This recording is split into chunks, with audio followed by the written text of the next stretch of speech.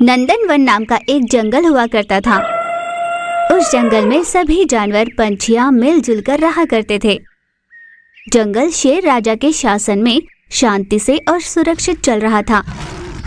उसी जंगल में कई गौरैया भी थे। सभी गौरैयाओं को जंगल के शुभ सूचक माना करते थे।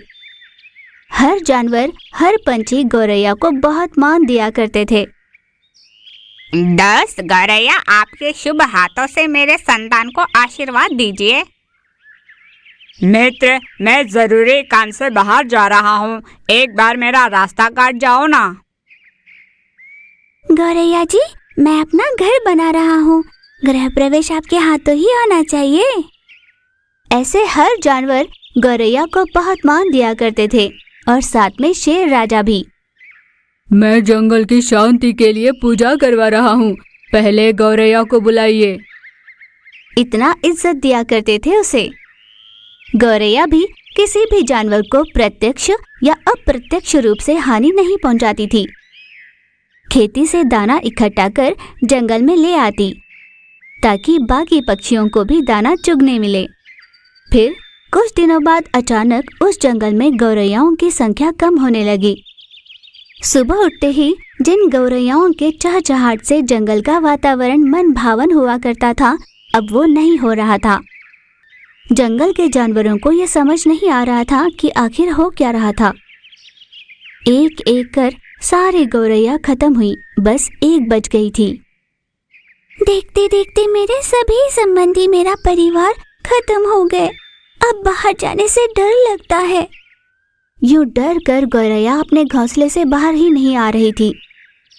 इस बात से बाकी पक्षियां और जानवर बहुत दुखी हो रहे थे। ये बात फैलकर मृगराज तक पहुंची। मृगराज ने बंदर को बुलावा भेजा। बंदर जी, जंगल में अचानक गौरैयाओं की संख्या कम होने की क्या वजह है? मृगराज जी, दरअसल अपने जंगल के चारों ओर सेल फोन के टावर्स लगाए गए हैं। अब हर कोई सेल फोन का इस्तेमाल करने लगा है। उससे आने वाली ऊर्जा से गौरैयाएं मर रही हैं। ये कैसे मनुष्य है? बाहर जाते हैं तो मार कर भगाते हैं, जंगल में रहे तो इस तरह सांकेतिक रूप में मार रहे हैं। शेर बहुत चिंतित हुआ। सभी पंछियां और जानवर गौरैया से बाहर आने के लिए कहते, पर गौरैया बाहर नहीं आती थी। इसलिए जानवरों ने सोचा कि अब उसे जबरदस्ती करना सही नहीं होगा। चहचहाता जंगल अब गूंगा सा हो गया था। अब मुझे जीने का कोई मन नहीं। भला छुप जाने से क्या मैं बच जाऊंगी? मैं खुद ही खुद को खत्म करती हूँ। ऐसा वो सोच रही थी। वो सीधे नदी के पास गई। उस नदी में कूदकर उसने खुदकुशी कर ली। कुछ ही समय में उस नदी से वन देवी उस गौरैया को लिए बाहर निकली। ये क्या हो रहा है? मेरे ही आंखों के सामने मेरी संतानें आत्महत्या करेंगे और मैं देखती रहूंगी? मैं तुम्हारी समस्या जानती हूँ। मैं तुम्हें एक जादुई शक्ति दे रही हूँ। ऐसा कहकर वो अदृश्य हुई। गौरैया ने उस जादू से कई गौरैयाओं को बनाया।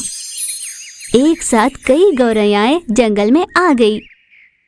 इस बात की खबर लगते ही सभी जानवर और पक्षियां खुशी से झूम उठे।